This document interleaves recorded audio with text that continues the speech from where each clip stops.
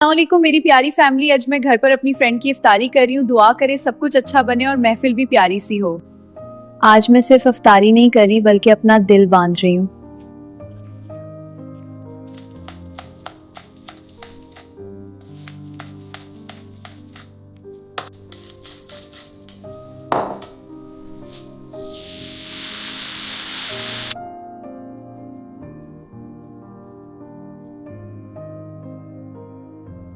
मसाला डालकर इसको मिक्स कर रहे हैं और साइड में इसके साथ खजूर वगैरह की प्लेट भी तैयार कर रही हैं।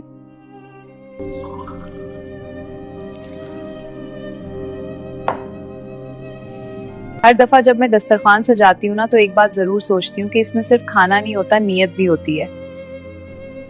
हर दस्तरखान पूरा नहीं होता जब तक किसी और का नाम उसमें ना हो। रमजान में किसी को भूलना नहीं चाहिए।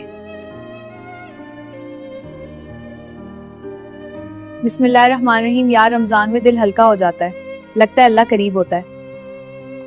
दस्तरखान बड़ा हो या छोटा, अगर इसमें किसी और का हिस्सा हो तो वो बरकत वाला होता है।